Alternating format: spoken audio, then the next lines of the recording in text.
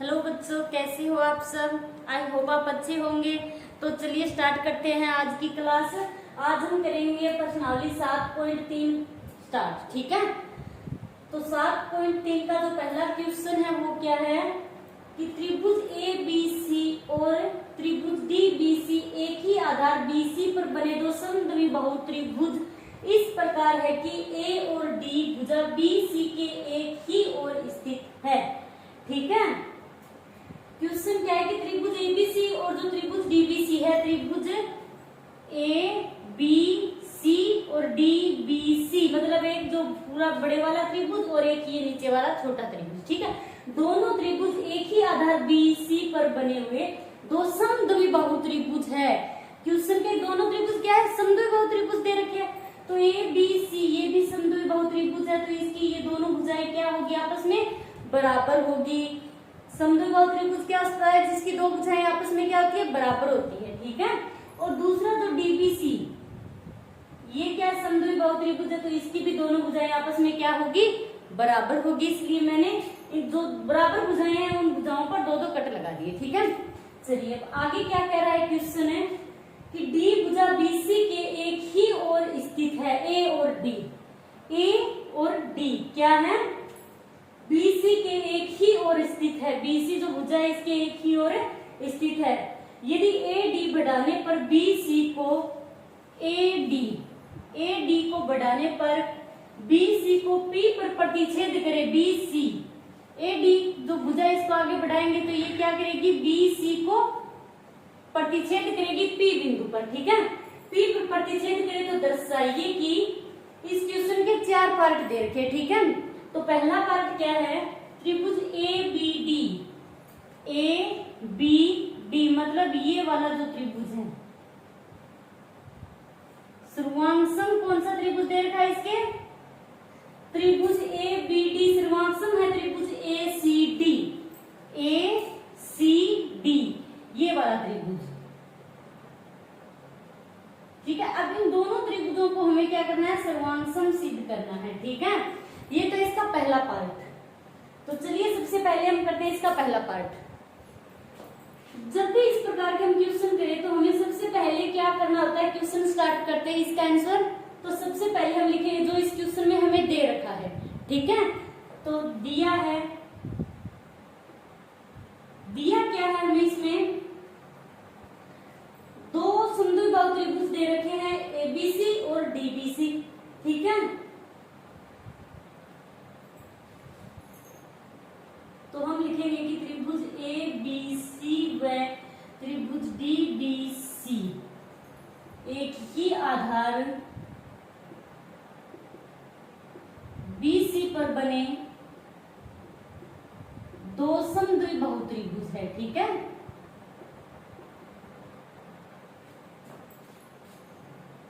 समद्विबाहु त्रिभुज है। ये तो हमें इस क्वेश्चन में दे रखा है। ठीक है, अब दूसरा पॉइंट क्या है, सिद्ध करना है या फिर सिद्ध करना है या ज्ञात करना है। सिद्ध हमें क्या करना है, पहले पार्ट में तो क्या दे रखा है कि त्रिभुज ABD सर्वांगसम है त्रिभुज ACD, और दूसरा पार्ट क्या है इसका, त्रिभुज ABP सर्वांगसम है त्रिभुज ACP। ठीक है, ये इसका दूसरा पार्ट। और तीसरा पार्ट है कि AP कोण A और कोण B दोनों को समद्विभाजित करता है, दोनों को समद्विभाजित करता है।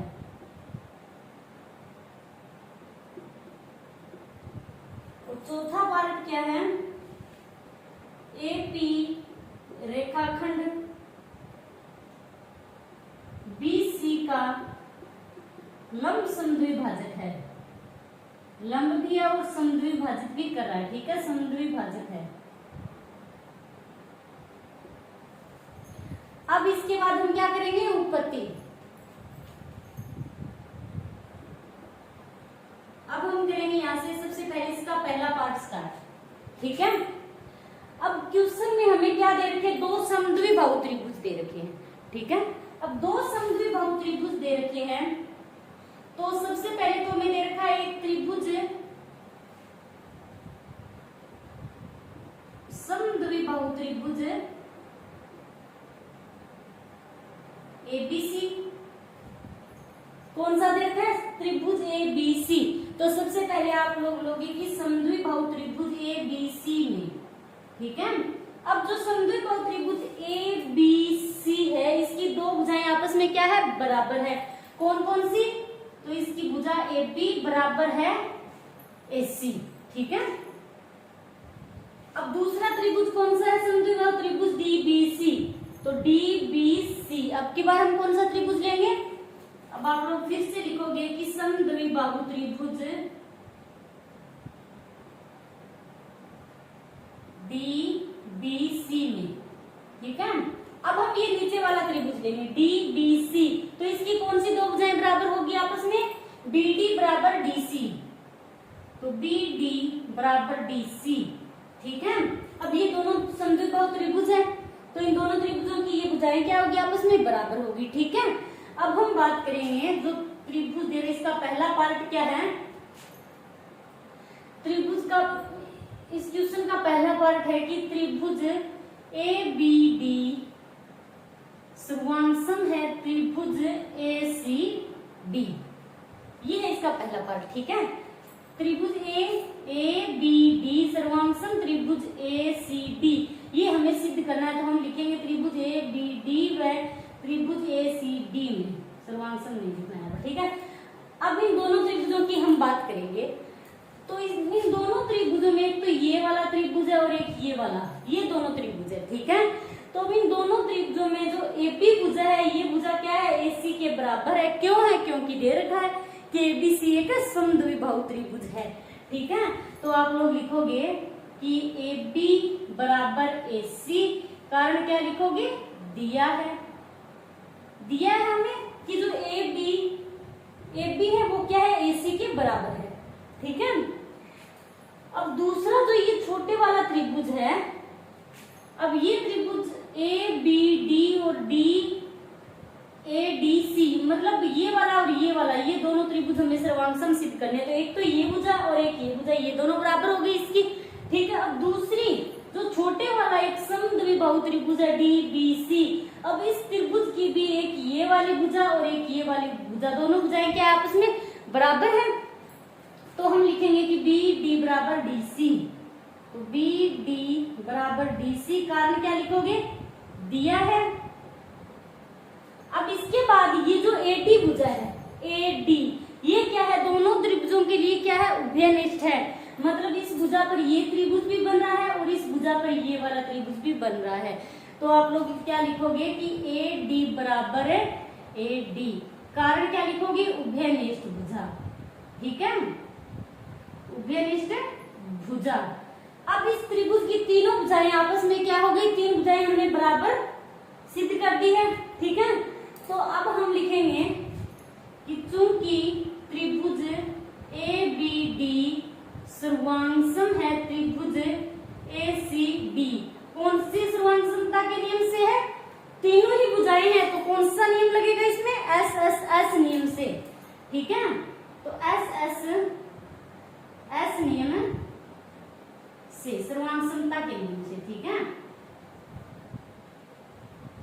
सर्वांगसमता के नियम से। ये तो हो गया इसका पहला पार्ट, ठीक है।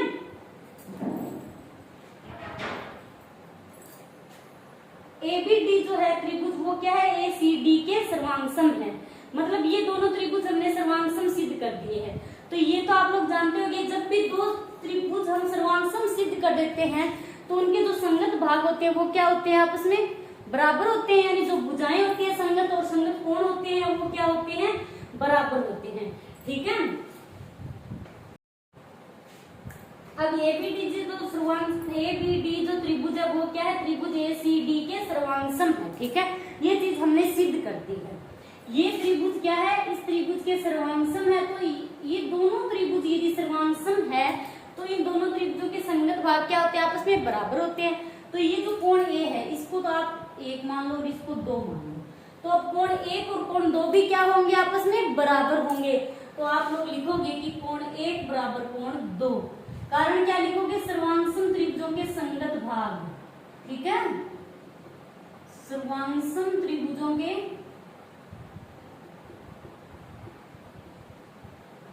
संगत भाग, ठीक है। अब आप इसको मान लो समीकरण नंबर 1, ठीक है। अब इसके बाद हम करेंगे इसका दूसरा पार्ट। दूसरा पार्ट क्या है, जो त्रिभुज ABP, त्रिभुज ABP मतलब ये वाला पूरा त्रिभुज यहां तक, ठीक है। अब इसको छोड़ दो आप लोग,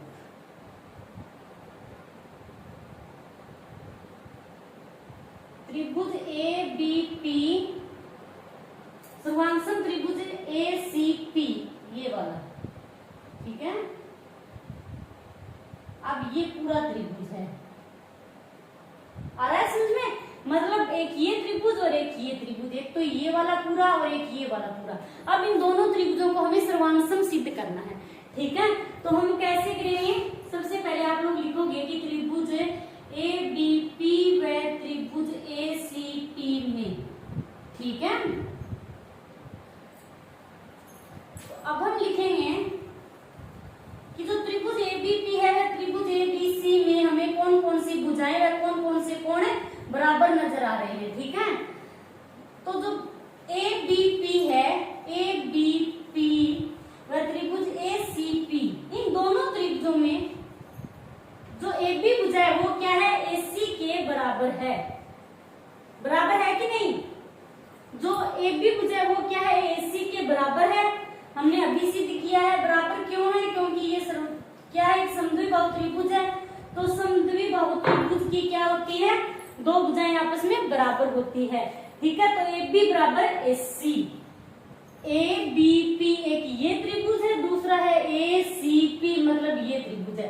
अब इन दोनों त्रिभुजों में जो AB भुजा है वो क्या है, AC के बराबर है। तो आप लोग लिख सकते हो कि AB बराबर AC, ऊपर सिद्ध किया है, ऐसे भी लिख सकते हो, ठीक है। या लिख सकते हो दिया गया है, ऊपर सिद्ध किया है। अब इन दोनों त्रिभुजों में एक तो ये भुजाएं बराबर हो गई, ठीक है। और क्या है, ये जो कोण 1 और कोण 2 है ये क्या है, बराबर है। क्यों है, क्योंकि इन दोनों त्रिभुजों को हमने सर्वांगसम सिद्ध किया है।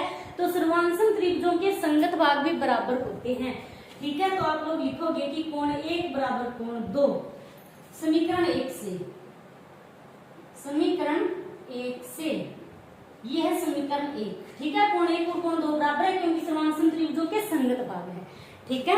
अब इन दोनों त्रिभुजों में ये जो भुजा है AP भुजा, ये क्या है, AP भुजा उभयनिष्ठ भुजा है, दोनों के लिए उभयनिष्ठ है।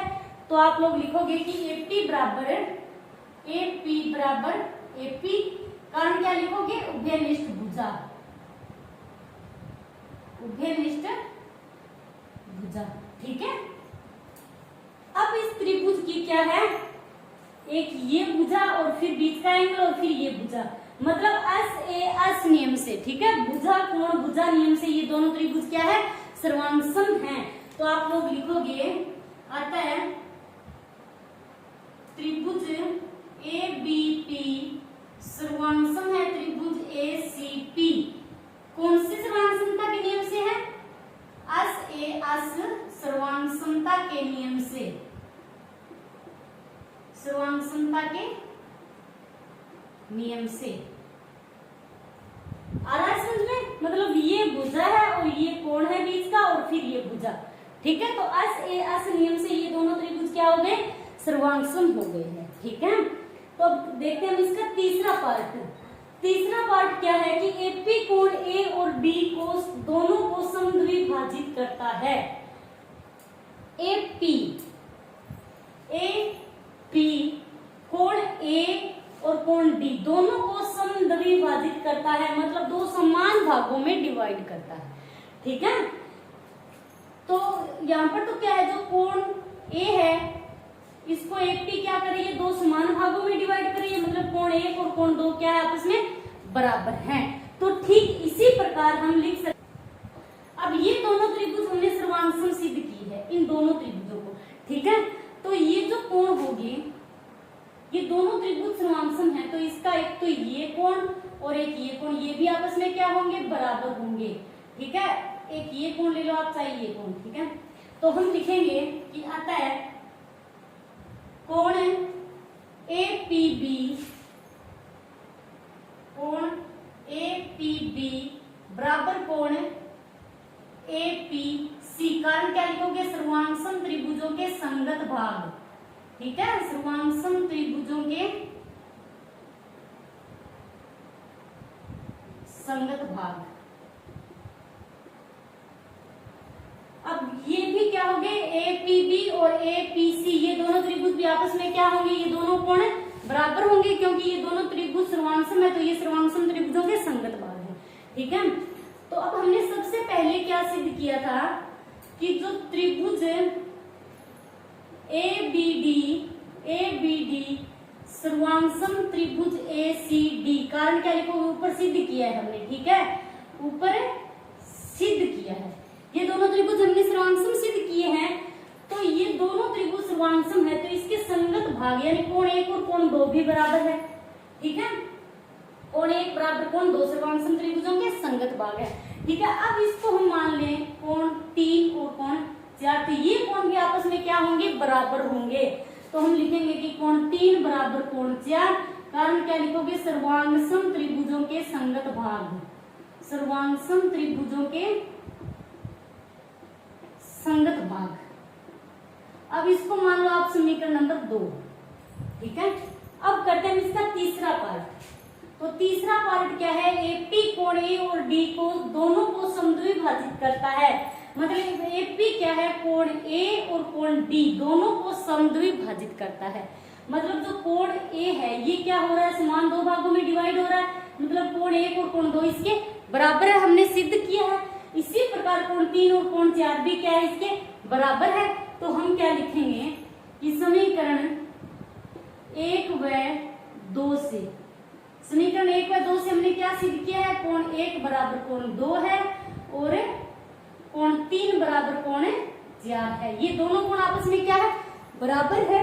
अतः ये बराबर है, तो इसका मतलब क्या हुआ, AP कोण A और कोण D दोनों को समद्विभाजित करता है, ठीक है, समद्विभाजित करता है, ठीक है। ये हो गया इसका तीसरा पार्ट। अब करते हैं इसका चौथा पार्ट। चौथा पार्ट क्या है, AP रेखाखंड BC का लंब समद्विभाजक है। AP रेखाखंड BC का, AP रेखाखंड BC का क्या है, लंब समद्विभाजक है। मतलब जो AP है, AP क्या है, AC पर लंब है, AP BC पर, ठीक है।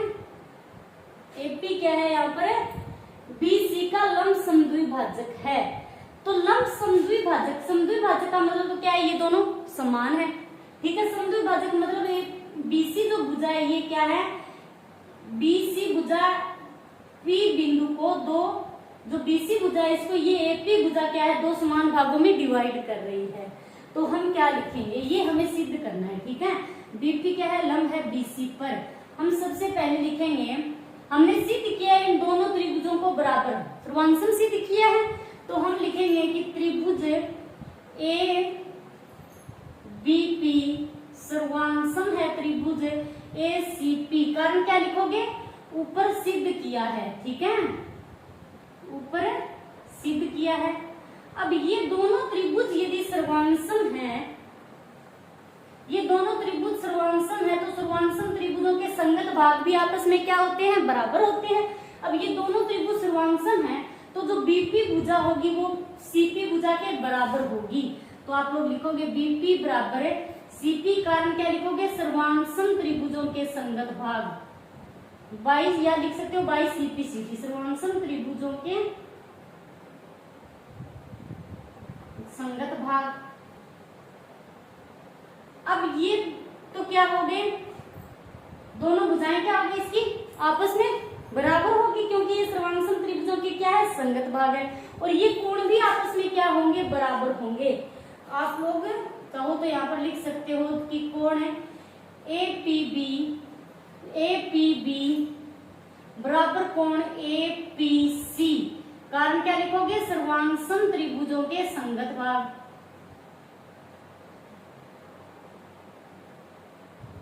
त्रिभुजों के संगत भाग, ठीक है। अब हम क्या करेंगे, चौथा पार्ट क्या है इसका कि एपी रेखाखंड बीसी का लंब समद्विभाजक है। एपी रेखाखंड बीसी का लंब समद्विभाजक है, मतलब एपी क्या है बीसी पर लंब है, इसका मतलब यहाँ पर ये क्या कर रहा है 90 डिग्री का कोण बना रहा है, ठीक है।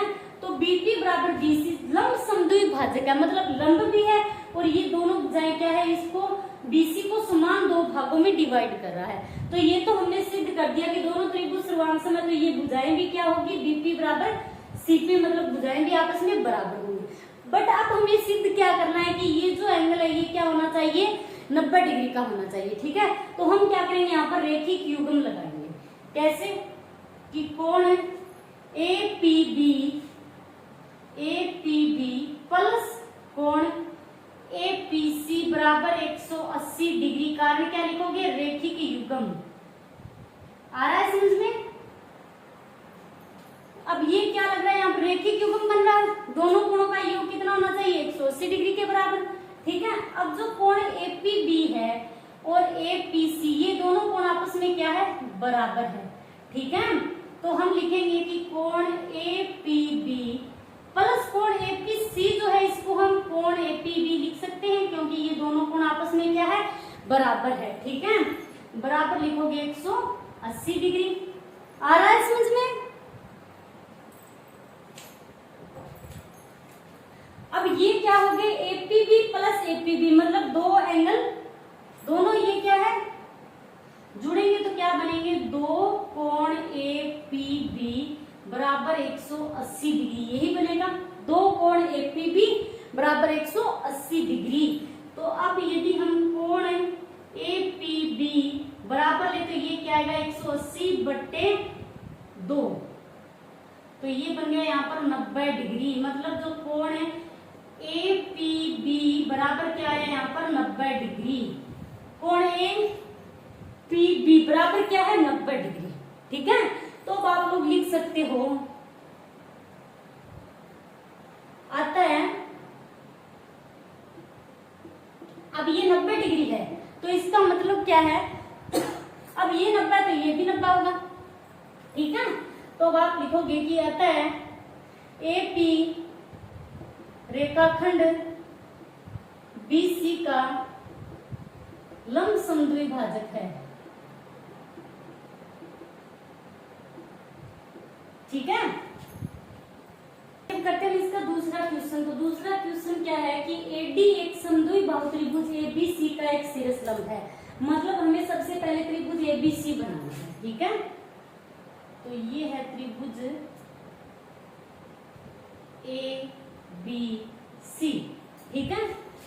अब AD एक समद्विबाहु त्रिभुज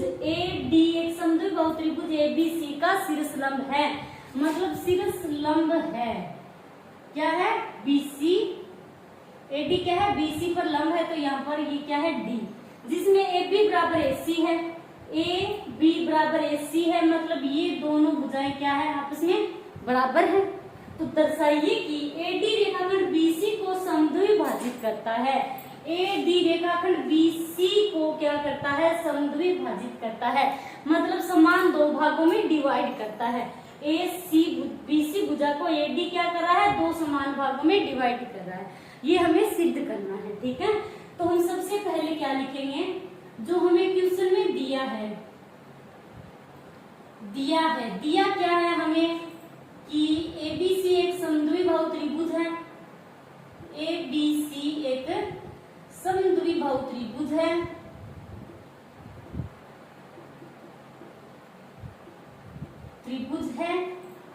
जिसमें AB बराबर AC है, ये हमें दिया है, ठीक है। अब सिद्ध क्या करना है हमें ये तो दिया है, इसके बाद हमें सिद्ध करना है। सिद्ध क्या करना है? एक तो एडी रेखाखंड, इसका पहला पार्ट क्या है? एडी रेखाखंड बीसी को समद्विभाजित करता है। ठीक है। और इसका दूसरा पार्ट क्या है कि एडी कोण ए को समद्विभाजित करता है। ठीक है। अब पहला पार्ट हम सिद्ध करेंगे। तो पहले पार्ट में हमें क्या सिद्ध करना है कि जो एडी रेखाखंड है, एडी रेखाखंड बीसी को दो समान भागों में डिवाइड करता है, ये हमें सिद्ध करना है। तो हम कैसे सिद्ध करेंगे? तो हम सबसे पहले क्या करेंगे, ये जो त्रिभुज ए बी डी है, इस त्रिभुज को त्रिभुज ए सी डी, मतलब इन दोनों त्रिभुजों को हम सर्वांग समसिद्ध यदि कर दें तो इनके ये बी डी बराबर भी डी सी होगा। क्यों होगा? क्योंकि ये सर्वांग सम त्रिभुजों की संगत भुजाएं हैं। ठीक है। तो हम क्या करेंगे, एक तो ये त्रिभुज आ रहा है समझ में, ये क्या यहाँ पर लंब है, एक तो ये त्रिभुज और एक ये त्रिभुज, इन दोनों त्रिभुजों को हम सर्वांग सम सिद्ध करेंगे सबसे पहले। ठीक है। तो आप लोग लिखोगे कि त्रिभुज ए बी डी, त्रिभुज ए बी डी व त्रिभुज ए सी डी में। ठीक है। अब इन दोनों त्रिभुजों को हम सर्वांग सम सिद्ध करेंगे। तो ए बी बराबर ए सी तो हमें दे रखा है पहले से ही। ठीक है। तो आप लोग लिखोगे ए बी बराबर ए सी, कारण क्या लिखोगे? दिया है। अब ये कौन से त्रिभुज से सर्वांग सम सिद्ध हो सकते हैं? यहाँ पर आरएचएस नियम लग सकता है। ठीक है। क्योंकि ये क्या है? समकोण है। ठीक है। मतलब समकोण करण और कोई एक तीसरी भुजा यदि बराबर होगी तो वो कौन सा नियम लगता है? यहाँ पर आरएचएस नियम लगता है। ठीक है। तो ये तो ए बी बराबर ए सी बराबर हो गई। ठीक है। मतलब ये क्या हो गया? कर्ण। ये समकोण त्रिभुज, तो ये क्या हो गया? इसका कर्ण। और दूसरा क्या होगा? कोण जो ए डी बी, कोण ए डी बी बराबर कोण A D C, A D C, कारण क्या लिखोगे? प्रत्येक 90 डिग्री। अब ये समकोण हो गया इसका, मतलब समकोण करण और एक तीसरी कोई भुजा। तो भुजा तीसरी क्या होगी? एडी जो भुजा है वो, एडी भुजा क्या है? दोनों के लिए उभयनिष्ठ है, दोनों में कॉमन है। ठीक है। तो अब आप लोग लिखोगे कि एडी बराबर है एडी, उभयनिष्ठ भुजा,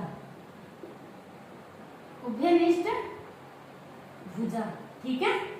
अब ये त्रिभुज, दोनों त्रिभुज क्या हो गए? सर्वांग समसिद्ध हो गए। तो आप लिखोगे चूंकि त्रिभुज ए बी डी सर्वांग सम है त्रिभुज ए सी डी, कारण क्या लिखोगे? कौन से नियम से है? आरएचएस सर्वांग समता के नियम से। ठीक है। सर्वांग समता के नियम से। अब ये दोनों त्रिभुज यदि सर्वांग सम सिद्ध हो गए, ठीक है, अब दोनों त्रिभुज सर्वांग सम है, तो अब आप लोग क्या लिखोगे? तो बी डी बराबर सी डी, सर्वांग सम त्रिभुजों के संगत भाग, सर्वांग सम त्रिभुजों के संगत भाग। ठीक है। यानी एडी रेखाखंड बीसी को समद्विभाजित करता है, तो बीसी का दो समान भागों में बांटता है, तो बीडी बराबर है बीडी बराबर सीडी, क्योंकि ये दोनों त्रिभुज सर्वांग सम है, तो ये सर्वांग सम त्रिभुजों के संगत भाग है। ठीक है। तो देखिए इसका दूसरा पार्ट, दूसरा पार्ट क्या है कि एडी कोण ए को समद्विभाजित करता है, एडी कोण ए को समद्विभाजित करता है। अब यदि ये दोनों त्रिभुज सर्वांग सम सिद्ध कर दिए हमने, तो ये कोण भी आपस में क्या होंगे? बराबर होंगे। क्यों होंगे? सर्वांग सम त्रिभुजों के संगत भाग है। तो आप लोग लिखोगे कि कोण है, कोण बी ए डी, कोण बी ए डी बराबर कोण सी ए डी, कारण सर्वांग सम त्रिभुजों के संगत भाग, सर्वांग सम त्रिभुजों के संगत भाग। ठीक है। तो अब कोण, ये दोनों कोण भी क्या होंगे? आपस में बराबर होंगे। यही हमें सिद्ध करना था कि एडी कोण ए को समद्विभाजित करता है, मतलब दो समान भागों में बांटता है, तो ये दोनों आपस में में क्या हो गए, बराबर हो गए। तो अब आप लिखोगे यहाँ पर कि अतः एडी कोण ए को समद्विभाजित करता है।